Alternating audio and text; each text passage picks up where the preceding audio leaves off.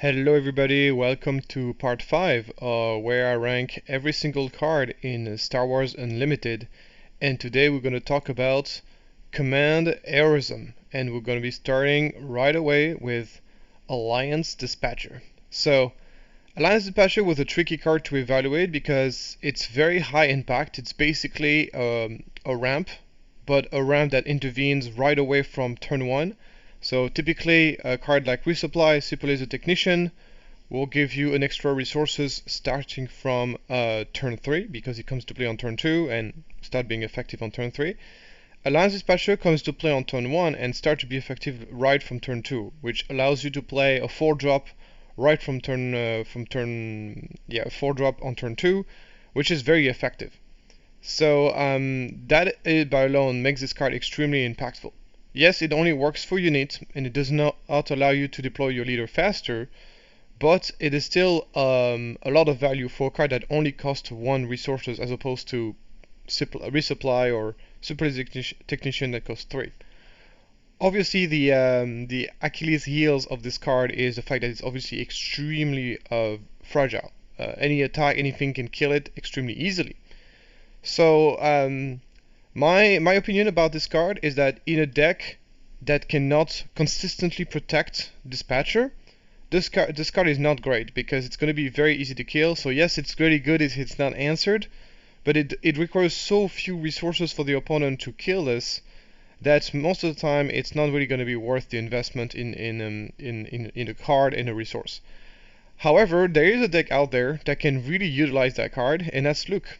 Luke basically allows you to place the Dispatcher and put a shield on him right from turn 1. And obviously once Alliance Dispatcher has a shield, he is a lot more difficult to deal with. And if he's difficult to deal with, he's going to be able to use his ability. If he uses his ability already once, he's worth it. If he uses his ability twice, he's amazing. If he uses his ability 3 times, he turns the game on its head. And that's what makes this card so good. So my opinion about this card is you need to be able to protect it. At the moment, and as far as I'm aware of, the only deck that can protect it with very minimal effort and very minimum resource investment is Luke. And obviously, so in Luke being one of the best blue-white leader, and in my opinion one of the best mid-range leader available to the rebels, to heroism aspect, and all those factors alone makes this card really strong, but in that very specific deck.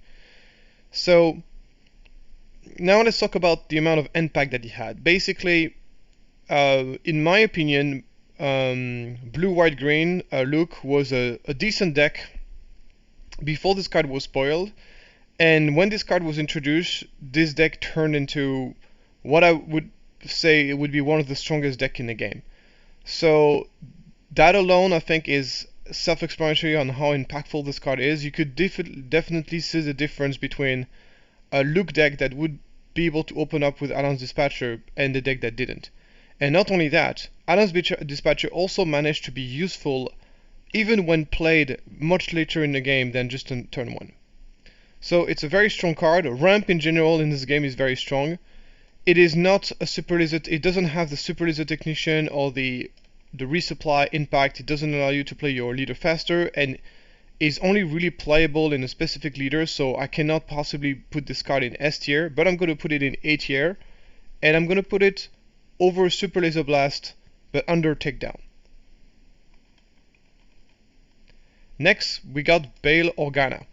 Bale Orana is a very similar card in the sense that it's very cheap, it's very easy to deal with, but if you don't deal with it, it's going to put a lot of experience token on stuff and start to become very annoying.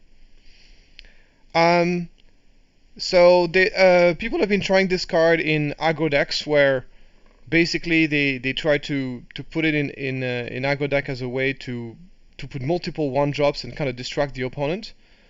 I also seen, of course, Luke deck playing it when you play on turn 1 and then put a shield on him. And then suddenly he becomes an experience distributor and he becomes very annoying to kill. It is definitely less impactful than a Dispatcher. A Dispatcher left alone will win you the game. A Bale Orana left alone can be a big inconvenience, but it's not, and well worth the price. but not necessarily as impactful. And for all those reasons, I make this card I rank this card a lot lower. I don't think it's unplayable, but I don't think it's amazing either. I'm gonna place this below Gram of Taken, and I don't think it's unplayable, but it is definitely not on the same power level. Maybe we'll see a deck in the future that can really utilize this, but simply just the card investment, the fact that and how fragile it is, for the impact that it has, simply just doesn't compare to the Dispatcher. Next, we got a classic. It is the good old Battlefield Marine. This card is pretty straightforward. It is the 3/3 for 2. There is simply no other 2-drop in the game that has the same stats. Some can be 3/3, but only when they are attacking, which makes a big difference because it means that even when you're attacking the Battlefield Marine, you have to take 3 damage back. It's great in every single deck. It's literally just an auto include in every green-white deck. It's an extremely impactful turn 1 play, and it also has very relevant keyword as well, Rebel and Troopers. It is an Heroism card which also has some synergy with For a Cause I Believe In and Red 3. It is a big reason to play an aggressive green-white deck, but it is obviously good in any green-white deck. It is the best 2-drop in the game, and it is obviously S tier. I'm gonna put this over Luke Skywalker. I'm gonna put this over Darth Vader. Maybe not. Okay, let me think about where I'm gonna put it there. I'm gonna put over Luke Skywalker.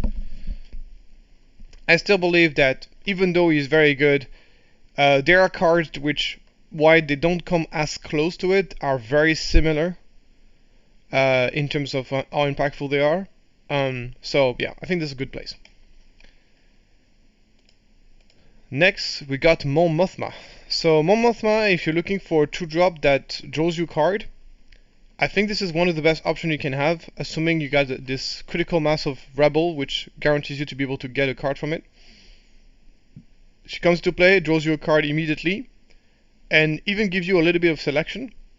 The stats are not great, but that's not really what you ask from her. As I said earlier, in Star Wars Unlimited, card draw is not super important. But there are a few decks that really need it. Probably the best example is probably Han. Han really is happy to find a 2-drop that can draw him some card and give him a bit of selection.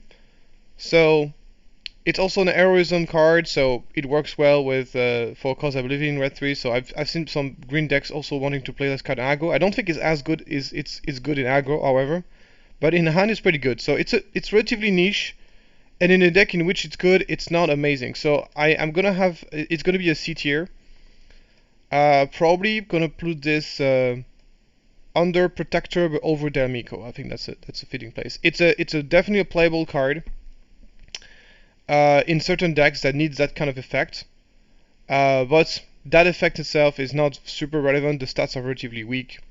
So next we got Admiral Akbar. So Akbar is immediate impact on the game, kill something and leave a body. Sounds great, right? The problem is it doesn't deal a lot of damage. You need to really have a lot of units on the battlefield to deal significant damage. Even with 3 units on the battlefield, which is a lot, you're not going to be able to kill a whole lot with this. So most often than not, it's just basically just a ping. It comes into play, just ping something, remove a shield or something, which is good, but it's not like amazing. So Admiral Akbar is a difficult card to rate because there's some situation where he's amazing, and there's some situation where he's kind of meh. So I think it's mostly like a good card against aggro. So it's a card that you're often going to see. Either you put it in the main deck and you resource him relatively often, or you're gonna put this in your sideboard. Mostly against aggro. Against aggro, it comes to play, kill something, and then it attacks. He has a restore 1, which is good against aggro. The stats are pretty bad. It's a great card though, but recently, so it's a card that I recently was relatively low. I started thinking lower and lower of it. But there's recently been some really good synergies with Akbar, which has definitely put it back into the forefront. Notably, it's a great card to pull out of U-Wing reinforcement, because U-Wing will typically pull out 2 and more often than not 3 units. And when you pull 3 units, you put 1, 2, you put the Akbar. That means you're going to deal at least 3 damage from Akbar, and even more if you have more units in play. That's very effective. It's also a really good card to bring back from Omen. It's a good card to have in your toolbox for Omen, as it brings back into play and kill something. So it's a card that in a vacuum is not super strong, but it does play really well into what green-white wants to do. It combines really well with the other cards in the card pool. So it's a card that I think is relatively strong, and you should probably play it in your deck, either in the main deck or on a sideboard. So I'm going to say that it's a solid card. So definitely better than Pied Governor. Okay, I feel like between Governor and Royal Guard is a good place for him. Next, we got Echo-based Defender. So Echo-based Defender is very similar to the other card we've seen, to the Battlefield Marine, in the sense that it's an overstat unit. We basically Cell Block Guard, which is a 3/3 for 3 Sentinels, does see a lot of play in Villainy. So as you can expect, a 4/3 for 3 Sentinels is just an amazing card, and it's once again, just like the Battlefield Marine, an auto include in every green-white deck. It also has 2 very relevant keywords. Something I have to say is that 4/3 is not nearly as good as 3/4. There's a lot of units in this game that have 3 attacks, so the fact that the Echo-based Defender will simply trade against most 2-drop is not great. But I have to say that once again, the fact that he's going to be forcing the opponent to trade, and the fact that later on in the game the Sentinel keyword can be the Sentinel traits or keywords can be super relevant, makes this card just very effective. Is it deserving of the status of S tier? I don't think so, and I think the reason why I don't like to put this card in S tier is because I don't think it's nearly as good as Battlefield Marine. I think Battlefield Marine is a far better card than Echo-based Defender. And even though it is technically an auto-include in green-white, the fact that it basically gets traded against most 2-drops in the game makes it so it's relatively hard it often is hard to get like really a lot of value from this card. But with all that being said, it's still a very good card. Once again, it would be a 3/4 Sentinel, it would be S tier instantly. But as a 4/3 is not, I don't think it's as impactful as the other card in S tier. So I'm going to put this in top of A tier on top of Obi-Wan Kenobi. Very strong card, and probably not to include in all green-white decks, but maybe not as impactful as the S tier card that we've seen above. Next, we got Bright Hope. So Bright Hope is the typical Sentinel that goes into space, is really good at blocking the space arena. Much better against Villainy than it is against Rebel, because 2 attack against Rebel doesn't kill a whole lot of things, but 3 does. But it does have 6 health, which means that it's blocked things for a very long time, and this is exactly what we ask him to do. The ability to bounce back a card into your hand to draw a card. As I said, in Star Wars Limited, it is very rarely worth it to trade tempo for card advantage, and therefore you very rarely use this ability. It's very rarely profitable to use that ability. So for all those reasons, I am relatively high on this card, but it is kind of a situational card. It's a card that you want to play against aggressive deck, and specifically against decks who play a lot of space units. So it's a really good counter for those, but outside of this, it's not an amazing card. It doesn't put a lot of pressure on the opponent. The ability is not super useful. So, with all that being said, what it does, which is blocking the space arena, it does it better than any other card in the game, and for that reason, it deserves the B tier status. Probably play it over Akbar, probably play it over Emperor Royal Guard, yeah. So in this area is probably a good place for it. As I said, it's really good in specific situations, but those situations do happen quite often. If you're playing a mid-range deck, and you're playing some Bright Hope in your deck, you're going to be very happy because those cards are really going to help you stabilize the space arena, which I think is very strong. And it, as I said, it does it better than any other card in the game, and that deserves praise. But in other situation, it can be a bit awkward, and the ability is not easy to use. Okay. Moving on, we got Wedge. So Wedge is an interesting card. His ability is very powerful in theory because ambush is one of the most powerful keyword in the game, but it has failed to meet expectations simply because I think Fantasy Flight Game forgot to give us the card that we're supposed to synergize with Wedge, meaning that pretty much all the good. First of all, I have to say that ambush is far stronger on a ground unit than it is on a space unit, simply because most of the units in the game are ground, especially including the leaders, which means that whenever you're going to be playing an ambush unit that is in space, you're not always going to find a target to ambush, while when on the ground you're very likely to. So the first thing I want to say is that yes, pretty much every single space unit in the game is a vehicle, but it turns out that space units don't really need ambush so bad. That's the first thing. The second thing is, if you pay attention, every single good aero vehicles that are in those colors already have ambush. So we're talking about Rogue Squadron Skirmisher, we're talking about Escort Skids, we're talking about most of the ground vehicles that the rebels have access to already have ambush. So there's simply just not a lot of units in the game that really benefit from Wedge's ability. We're also talking, of course, about a 5-drop that doesn't have an immediate impact on the board. You play him and you have to hope that he survives an entire turn. He dies to Force Choke, he dies to Tick Down, he dies to a lot of things. We had the same argument for Gideon, but at least Gideon is extremely impactful if he stays on the battlefield. Wedge is a lot less impactful, simply because there's simply not enough ground vehicle that can really benefit from his ability. There are some of them, of course, like for example, very good with Reinforcement Walker, but they're very few and far between, and some of them are very expensive. Of course, there's still the space units. So his ability is a lot less impactful in a lot more situations than Gideon. So he's playable, but he simply is not on the level that you would expect him. Is definitely the kind of card that I expect to get stronger as we get more ground vehicles accessible for the rebels. But for now, he's been kind of a mixed bag for me. I'm gonna put him. I'm gonna put it basically under Gladiator, but over the Ghost maybe. Simply haven't really had a lot of success using this card, unfortunately, because once again there's just so few units that really benefit from it. At least on the Heroism card pool.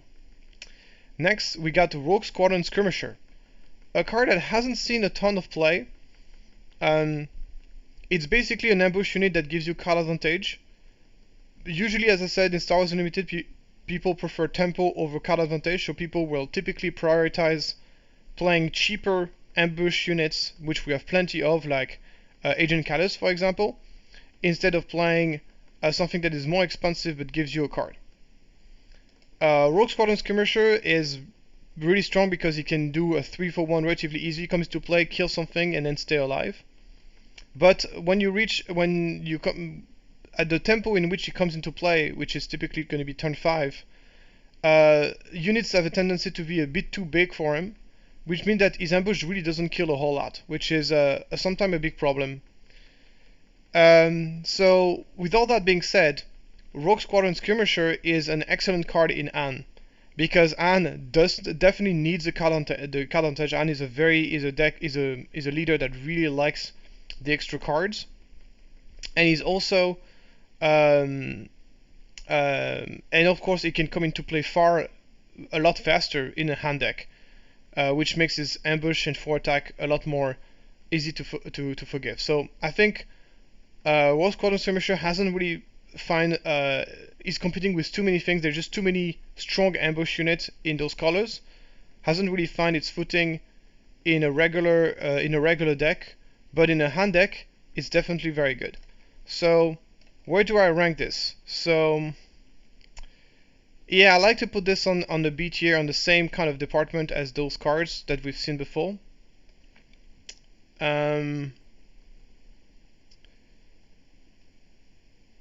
Maybe lower than Akbar.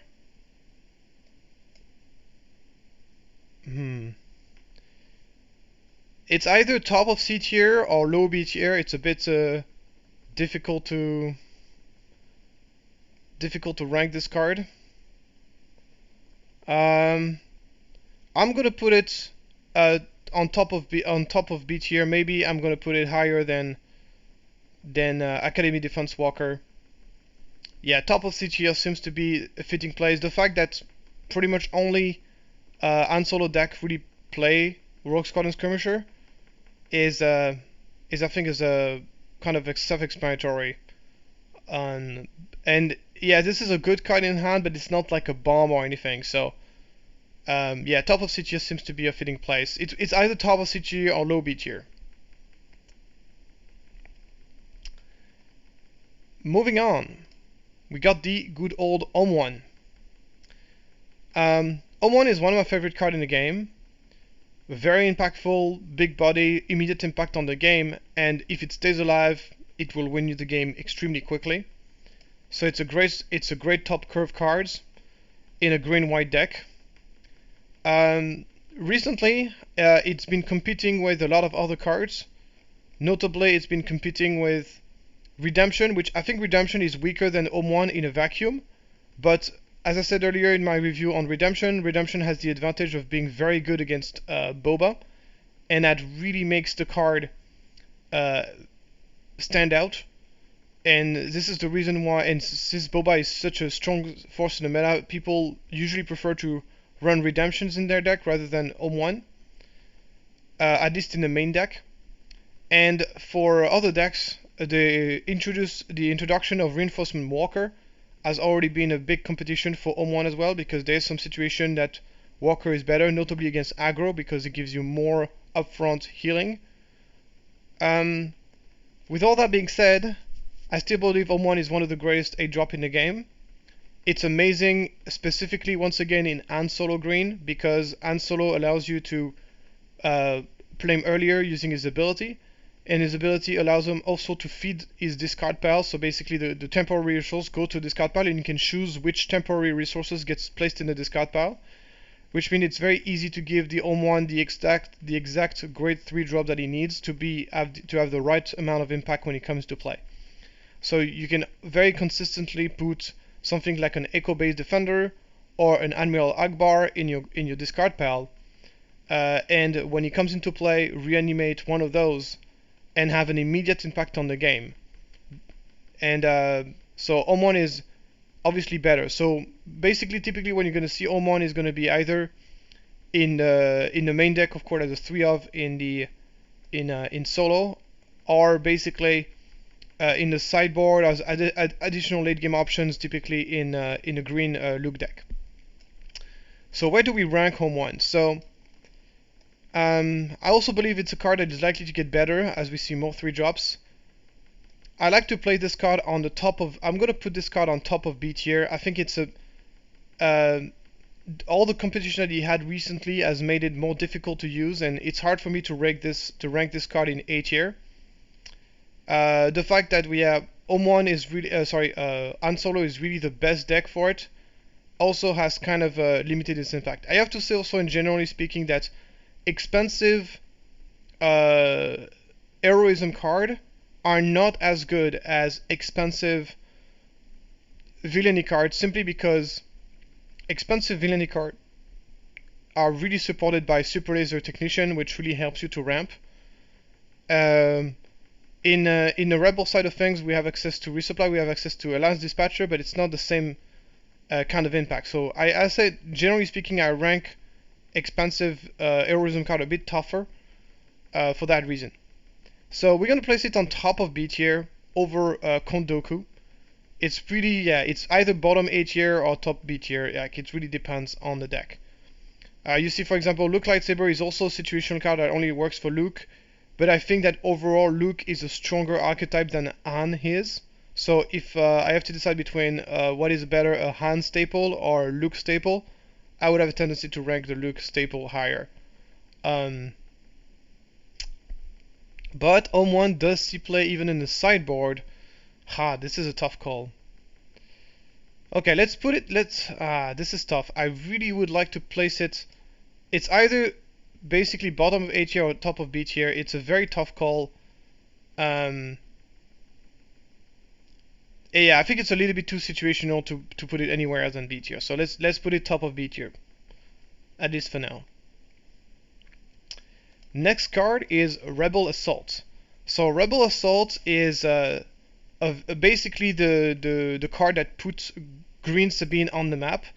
Before, typically, if you wanted to play a red, green, white deck, you won't want to play a Leia aggro deck because our leader's ability is just extremely impactful, and we simply did not have a lot of reason to play green in an aggro deck. But with Rebel Assault, this card hugely benefited Sabine and did not benefit Leia as much, because Leia, of course, already has that ability to attack with 2 rebel units at once. So yeah, this card, some people play in Leia, but it's not as good in Leia compared to how impactful it is in Sabine. So this card has been really good for Sabine Green and not so good for, and it's been okay for Leia. But it made Green Sabine basically be a real thing. So it's a really impactful card. Ability to attack with multiple units in an aggro deck is just incredibly powerful. And it's also a white card, meaning that it combines with 4 cards I believe in. So this has been a pretty big staple. The fact that it's not that it's green holds the card down, of course. If this card was in red, this would be an instant S tier. But the fact that it's a green, and there's not that many good green aggressive cards, but basically the only 3 good green aggressive cards are just on this list: the Battlefield Marine, Echo Base Defender, and Rebel Assault. So you're not really benefiting a lot. You also get the base ECL, which is quite good in green, and so this has a pretty high impact on the meta, because it basically created new decks. It made basically green aggro deck a thing. So for that reason alone, it deserves to be in S tier. It remains a relatively specialized card, just like the Luke's Lightsaber, basically only played in really one deck, which is the green Sabine deck. But basically this card single-handedly make this deck a thing, so I think it's enough to put it in A tier.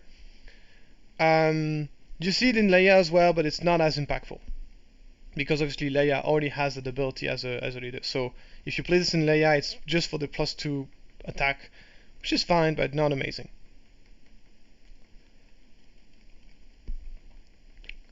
Last but not least, my favorite card in the game, and a card that has been spoiled very recently, it is the Hugh-Wing Reinforcement. So this card is incredible because it digs very deep, top 10 cards in your deck, and it can get up to 3 cards and put them on the battlefield. So it's not that has a value of 7 or more.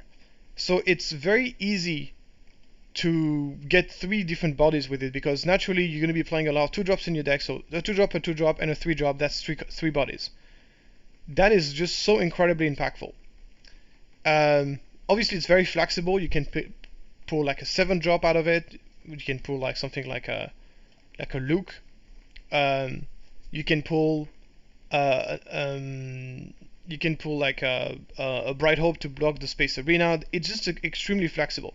Obviously, to make good use of this card, you need to have a significant amount of units in your deck.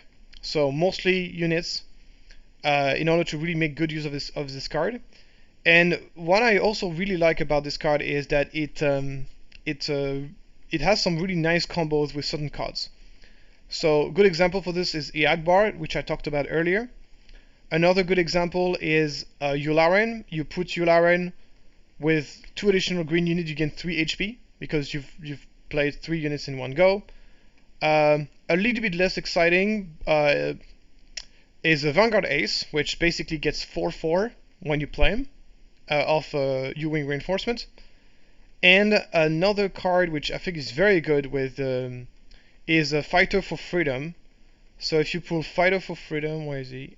Yeah. If you pull Fighter for Freedom alongside 2 other red units, you deal 3 damage in one go, which is very effective. And imagine if you drop 3 Fighter for Freedoms. Now you wouldn't be able to do that, but 2 Fighter for Freedom, that would be 6 damage. That's very strong in an aggro deck. So overall, in what deck do you see U-Wing Reinforcement? It's almost an into include nowadays in all green white deck. You have to build a little bit around him, but it's not really that difficult to do. It's something that green wants to do anyway. And we now even start seeing aggro deck starting to include this card in their deck. Like they literally start to basically include this card as a way to once again with the combo with the Fighter for Freedom to kind of finish the game, and to give themselves a second round of like big units and hope that's going to finish the game. In aggro, I'm not as big of a fan of this card in an aggro deck compared to a mid-range deck like a green-blue, Luke Green or Anne Green. I think this card is amazing in Anne Green. I think this card is a huge boost to this deck, as obviously Han has the ability to play this card earlier, and has already a very toolboxy playstyle because of the Omen. And so I think U-Wing is incredible in this deck. It's really good in Han Green, and I think it's also a good card in aggro. In aggro, I'm a bit more, once again, a bit more nuanced. I think if you play this in aggro, it's a bit more random because the only 2 cards that really benefit from it are going to be typically, as I said, Fighter for Freedom and Fleet Lieutenant. Other than that, the other cards don't really have an immediate impact on the game, so you're spending 7 resources on something that has no immediate impact, and for an aggro deck that is very, very slow. Already playing 7 cost card in aggro sub deck is a bit questionable by itself, but especially a 7 drop that doesn't have an immediate impact, it's not something that you want to do. With that being said, I believe it's very good in the sideboard of aggro decks. So the fact that this card is basically a huge boost to all green-white decks, and potentially a great sideboard card, at least a great anti-control card for aggro. All this combined is enough for me to rank this card in the S tier. I think this card is extremely powerful, extremely impactful in the right deck. And I'm going to rank this lower than Luke Skywalker, but I think this is a card that is deserving of the S tier status. It's really an amazing card. Notice that even though I played with this card a lot, I could definitely see this card being ranked differently because it's still a very recent card at the end of the day. Another thing I want to say about U-Wing is that it's a card that is absolutely 100% going to get stronger as we see more cards, because the fact that you can fetch like any cards you want, there's going to be tons of interesting and powerful combos you can do with this. It's just incredible. So here it is, guys. This is my my ranking of all the white green card, and next time we'll talk about the mono green cards. Thanks for following, and see you next time.